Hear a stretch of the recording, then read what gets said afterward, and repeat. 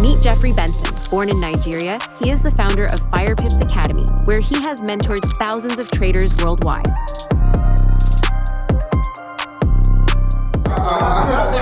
This morning. Someone wearing Richard means they want to be like when you grow up. African Michael Jackson.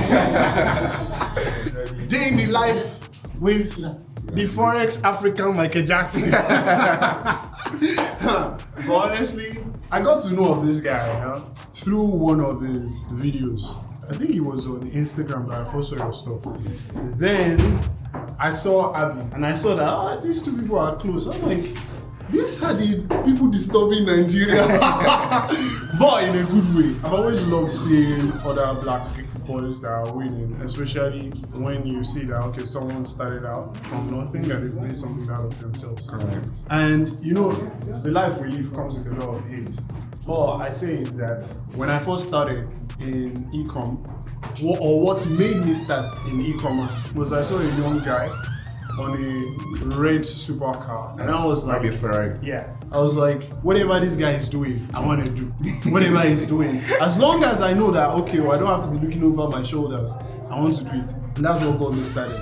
So the fact that you now have actually the biggest academy. Jeffrey Benson here. I'm a founder of Forex Academy, and I'm also a professional Forex trader.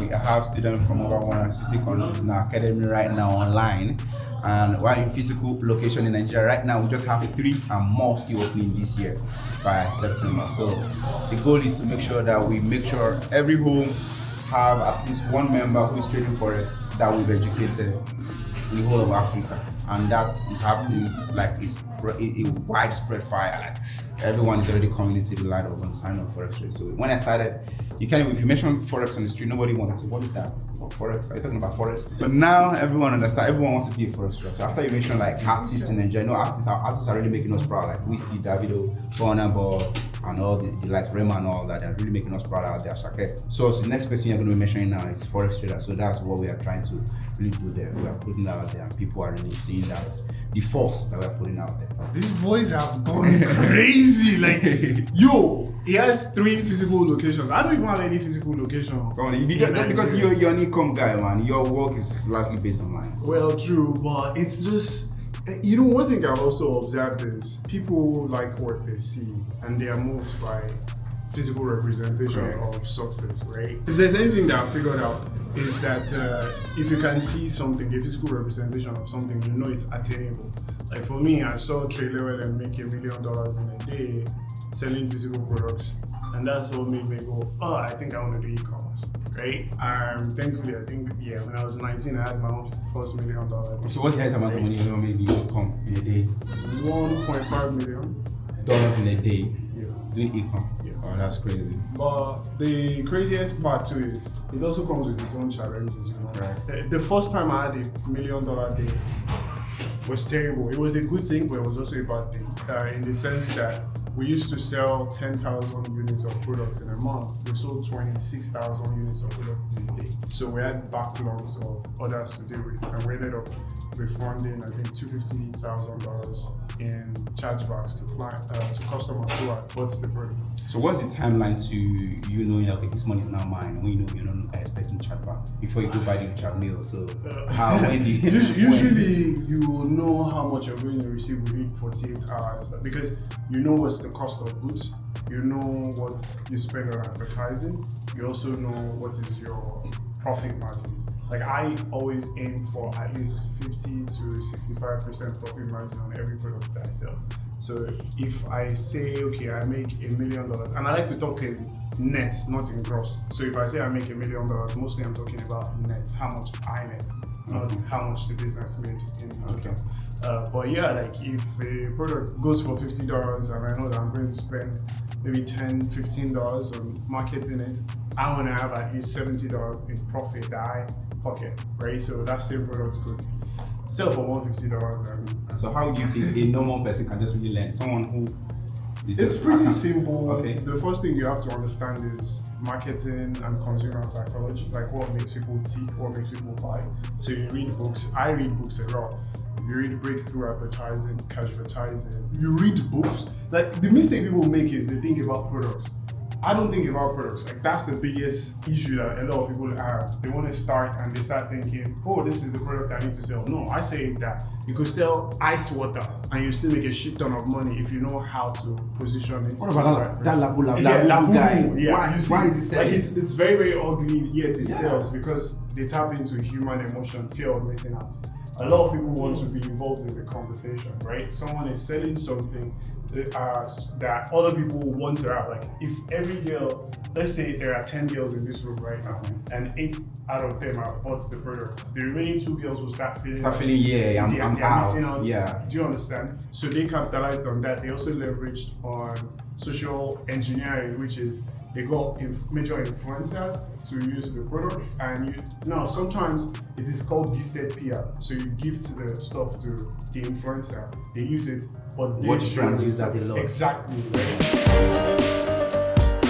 So once again, welcome to the day in the life where a billionaire Forex, not just Forex trader, also a Forex educator, one of the leading forces in Africa and globally, Jeffrey Benson, also known as Jeffrey Forex. Now, I'm gonna be asking Jeff a couple of questions. I also feel like you who's watching may also have questions, but I'm just personally interested and I'm intrigued.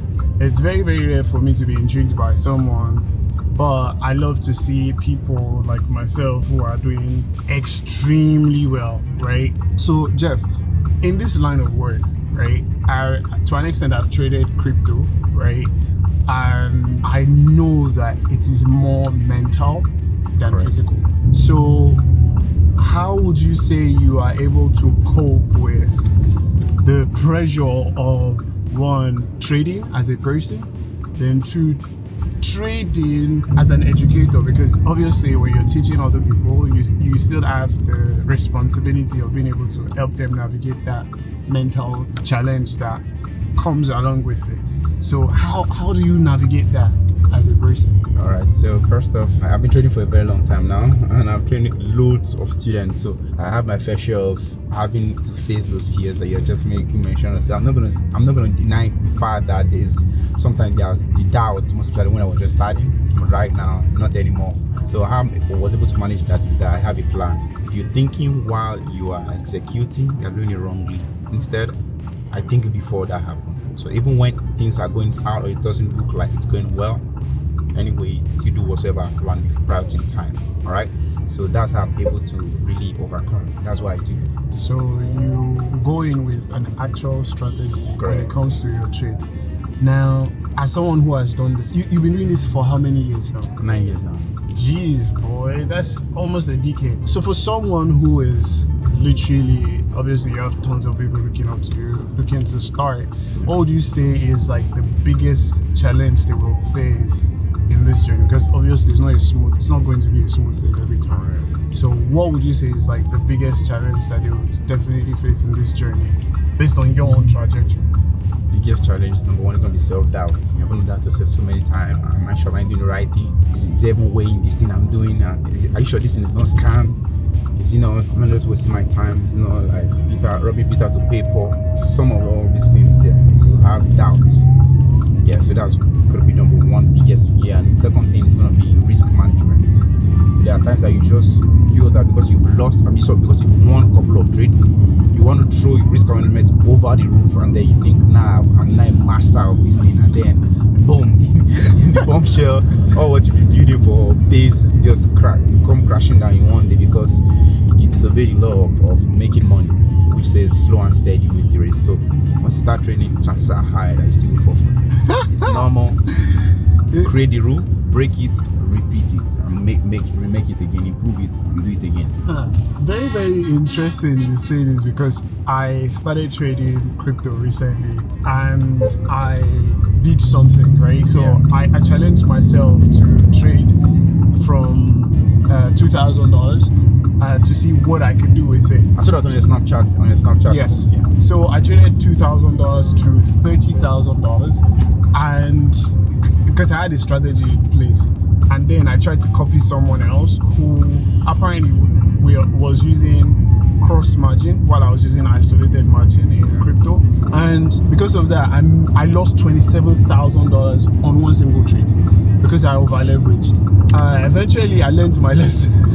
I learned my lessons because one thing I figured was, if you're going to do this thing, you might as well do it exceptionally well, right? And I was able to get from $2,000 to $200,000, but I still lost money. It wasn't like it was a smooth sale. I think I would have made 250k, but I think I lost like 47,000 thereabouts to trading. Now, obviously, it's not everybody that has that much money to play around with, right? There are people that all they want is just to make an extra $100, maybe an extra $200. We are playing a different ball game entirely. Now, what would you say has been the biggest loss you have stomached, when it comes to trading? Like the day you will never forget that you saw the money drop and you were just like, holy shit. So the day that I will never forget was when I lost 190,000. That's 2019. That doesn't mean I've not lost way more than that. But then, that's the day I will never forget. I was seeing my money coming down right in front of my eyes. It happened 2018, and a friend we put money together. 5k was mine, his was 20k. 25k, we moved it. I moved it $240,000 in 6 months. So by May, the then Prime Minister Theresa May of United Kingdom had announced that she was going to be pulling out if she was unable to deliver the Brexit deal to the United Kingdom. Pound was tanking, I was longing, and at the time I kept adding new position. And when it gets me adding position to a losing position, Jesus, you got emotional. I got emotional, and the market kept tanking, and then at some point I came back down negative 100k. So I felt okay, now this is a new good sigh of relief. Maybe the market might just come back and then give me my money back. Do you know what? It kept tanking until the next day. I was very reluctant, and the bad thing was I wasn't just the only one. It's not my account only. I had other people who were also mirroring my account, whose account were connected to mine. They were calling me with pressure. So those ones with $2,000 account, $1,000, $400 account, they were the one with the most pressure. They were pressuring me. I had to close the trade of $190,000. That's the day release rent free in my head. 21st of May 2019. That is crazy. Yes. Now that means you paid a tuition fee of almost $200,000 to learn that lesson. So, do you think if you charge someone $5,000 to learn, do you think you are overcharging? No way. I don't think I'm overcharging anymore. It's all about value and time. Exactly, because you are literally condensing what it has cost you from one single trade, and that's not just the only time you've made mistakes. You're helping someone navigate the entire journey and make something out of themselves, and you're condensing what has cost you not just money but time and also emotional stress. Correct. And you're helping them avoid it. Obviously, you have students who have become successful from their journey. What would you say is your most memorable student success so far? Most memorable one? Okay, let me just take the recent one. Okay. So Shams, that's about last week. He sent me a message of how he has withdrawn about ₦1 billion from trading. Let me show you that message right now. Yeah, sure. That's around like look at it. $500,000 behind it. You tap on it. Almost ₦1 billion withdrawn in 7 months, guys. Like, now obviously, like, it's not that I'm pushing that you do Forex. I'm just showing you that there are multiple ways to accomplish something, right? Because a lot of times I talk about my numbers and it comes with a lot of flack. Like, people are like, oh no, it's not possible, it's not possible, it's not possible. Bro, the only thing that's not possible is what you think is not attainable, right? The two of us here, do you come from money? No. Exactly. You don't come from money, I don't come from money. I was a shoemaker at some point in my life, so this is just so you can understand. And bro, he lives in Nigeria, but you're going to Paris tomorrow. Yeah, I'm going to Paris tomorrow. So financial freedom doesn't care about location. It doesn't. It doesn't. You just have to have the mindset. Yeah. Because this whole shit that we do comes with a lot of doubts. Like, people are trying to fathom, how is it possible you can accomplish this? How is it possible you can accomplish that? You just have to find someone who has figured out something that you want to know and be willing to pay the money for it. Like, I charge a shit ton of money for my e-com coaching community, but the main reason I can charge a lot of money for it is because I have also figured out something that most people haven't figured out, and I'm willing to provide my knowledge, but for something that makes my time worth it. So back to the question that I was asking you. If you don't mind me asking, how old are you? I'm 28 right now. Good. Jeff is under 30. Now you might be watching this and you might be 30 and above. I do know my audience are younger than, that age range, but even if you're 30 and above, it's not too late for you. Think about this for a minute. It started 9 years ago, so it was 19 years old when he started. When I started in e-com, I was 14. But what I want you to understand is, nonetheless of whatever age you're at, what matters the most is you deciding you're going to make something out of yourself. Now, also, I'm curious to ask, right? Do you someday think you're going to launch an hedge fund where you're going to, control assets for other people? That's my next plan. I was recently asked that same question in a new interview last week. Which is amazing, right? Because you get to a certain point, you help other people who have resources available, help them manage their stuff. Now, we've asked a couple questions, and something that I'm curious about too is you're obviously very, very successful, and you live in a country where a lot of people are below the poverty line, right? So how do you handle the vicious attacks from people? Because right now we're literally in Lagos. You're driving a Lamborghini in the midst of we have the downfall here. We have a Toyota in front of us. First, it saddens me. That's why I'm making it saddens me that so many people live below the poverty age. So that's why I have the opportunity to travel out, to go to other countries where I can even find maybe greener pastures prior to this time, and I just don't want to. These people here, I'm looking at them. That's why I'm here, to make sure that I teach them that they can do it even while they are here. So they have me, I've done it here, and I documented everything. They are also, it's how I see that my academy, everybody, they're always full. All right.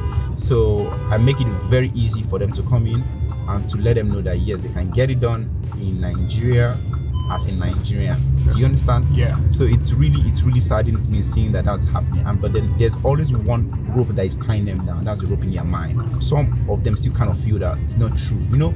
If someone has been in the dark for a very long time, the first reaction you get when you come to the light is like, no, this is too bright. You complain about the light. Instead of trying to adapt, you complain first. So it makes sense. So that translates into whenever they see someone make $1 million, because how would one person have $1 million? That's 1.6 billion naira. Like, why? And I don't even have 100 naira to my name. You understand? It's crazy for them. So I mean, because they don't have it doesn't mean that it doesn't exist. Yeah. For those that are watching this video now, because you know that it does exist, that people that even have multiple billion, they are multi-billionaires. All right.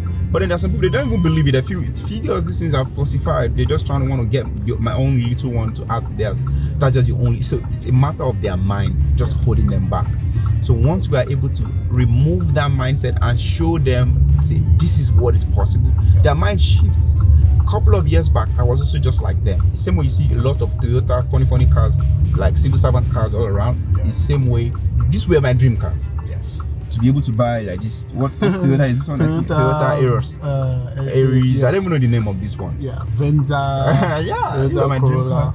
But then with time, when I started learning, I started understanding that a car can cost $3 million. I started understanding the likes of the likes of Bugatti, Pagani, Concept, understanding Ferrari. I'm like, for a car to move it to point, isn't it fun to move it to from point A to point B? Yeah. And I understand that it's not just about that. It's not about class. Yes. You understand? I mean, I desire that. I mean, everybody desire good things.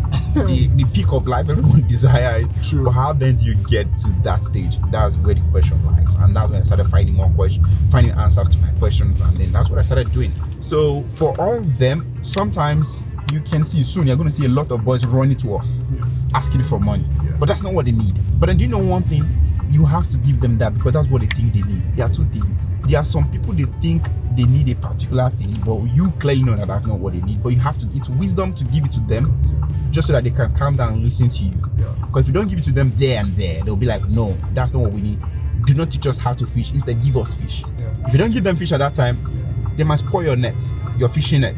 So that's why it's important you give them that. I'm not giving them to make them have a lazy mindset. I'm only giving them to let them know that, okay, yes, I acknowledge your plight. I know where you currently are. I've been there, but then that's not what you need.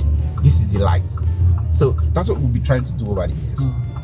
It's a very backward country. But it's still the fact that you have a good mind towards them doesn't mean it's everybody that also wants good for you. Correct. I know that. There's a thin line behind it. Yes, there is not everybody that wants Because that. there was a point in time, actually, I'm not gonna lie, there was a point in time I stopped accepting Nigerians into my coaching program because they would always come at me. Then I spoke with my There's an mentor. example that happened last 2 months. Sorry to call you. Last 2 months, someone just came and broke my McLaren glass because you see me just driving a super car and all of that. They were trying to drag for money, so I was unable to give them the money because just put the strength because it's a drop top, right? Yes. So when you drop the top, the glasses become fragile. Yeah. So the guy I saw him. He was reclining on that glass, and the guy right now the glasses are broken and it's $5,000. Why? Bad mind felt that okay because the money I shared money, but it just didn't get to him and he decided to do that. People telling me, have you had any accusations of people asking maybe you're probably renting your car? Oh, right, in Nigeria, no. You know, because anything you have in Nigeria, you own it 100%. Ah, interesting. Yeah. I got so much accusations that, I was probably renting my car in Dubai. In Dubai, yeah. And then I laugh because even in Dubai, it costs more to rent than to own. Because this, for example, will go for $3,000, right? Yeah. $3,000 a day. A day. And so imagine if I Times rent 30. this for 30 days, that's $90,000. I'm not broke if I'm renting a car for 30 days for $90,000. Still a lot of big And flex. it's still a lot of 90,000. money, right? Because if I How much are you rent getting paid? for 90,000 like a month. you're not broke if you're even renting. So That's even too the expensive. way at which people try to rationalize the whole thing does not make any sense whatsoever, right? But anyways, there's no point worrying about people who hate. Now, for you, what was the point for you that you felt like, dang, I made it? Oh, the aha moment. Yeah. Okay, so that moment that was like, geez, bro, at this point, I ain't gotta worry about shit. that's 2018. What happened? I get easily convinced about myself. I'm the kind of person that I'm a big believer about myself, what I like, potential of what I can do, right? Yeah. It's not bragging, it's not ego. I just feel you should just believe in yourself at least if no one believes in you. So that's when I was able to turn my $25,000. I was able to add more zeros to be back. I was like, okay, yes, I lost the money at some point, but I know now path. I'm able to replicate this over and over and over again. That's when I knew that okay, now I'm never going to broke again. I'm not going to go hungry again. Because you have a skill set that can never be taken away. Exactly. It's the same thing. It's really what I believe in. I feel like once you understand something, it's like the whole world opens up to you. Correct. And suddenly you never have to worry about anything again.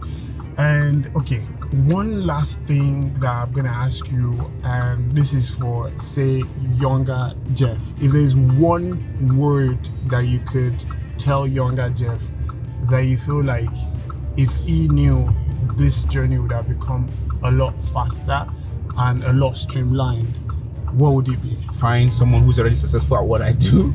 Just pay to the person and then copy and paste the template. Do not try to reinvent what's already been invented. It's unnecessary. It's a waste of time. Like what you know how to do right now, right? Maybe you already make like the way you already the way you're already making like millions of dollars. Yeah. Or I just need to how much to be your friend, or how much to be your friend, or to be in your community, to be anything. I'm just gonna pay, copy your life, everything, and paste. I get the same answer. Well, That's all I want. I don't want to waste my time. This is the cheat code. I to can't life. buy time. Yep. But if I can buy what you have Access spent your time to do. I mean, I will pay for it. It's literally the same thing that I preach, right? Because there's a lot of mistakes I've made. The first person, when I partnered with someone to set up my e-com brand in the beginning, I lost $100,000. One single mistake cost me $100,000, right? One single mistake cost me $190,000 from one single trade. Yeah. Right? So if we tell you that, hey, we figured this thing out, we can do this thing, and we've done it, and you see it, you should listen. The money you're paying him is not what will make him rich. The money you pay me is not what will make me rich. We're already wealthy, but it is for access to the information, the knowledge, and the resources that we've developed that you are paying for. And that is how you become wealthy. True. For you to make a quantum jump from where you're at to where you want to be is by investing into the right mentor. Right. And listen to just one person or maybe two people at most, and you're good. we're gonna show you a lot more as our day unravels. But this was a Q&A session. Yeah. If you found value in this, you definitely want to check out Jeff. I'm going to have the team attach, you know, his details to the video, and you don't want to miss out on this, right? I'm going to be bringing more to you guys as this unravels, but this trip that I made to Lagos has been amazing. Jeff has been amazing. Nice to have you in Lagos, And- man. Abdul. Yes, sir. It's been amazing, and I just want to show you what it is like. Like, this is Lagos. We spend way more money on shit like this than even the American boys. Yeah. Right? We spend money on shit like this than the American boys, because I found out that to buy a Lambo in Nigeria costs almost 3 times the amount it is Right, to buy a because of the Lambo custom fee, Yeah. clearing. in the USA. So you do not want to even ignore what he is saying or whatever it is that I'm saying, because we've done it. Ninja boys to the world, man. Yeah. So come along with us on this trip, and it's about to be fun.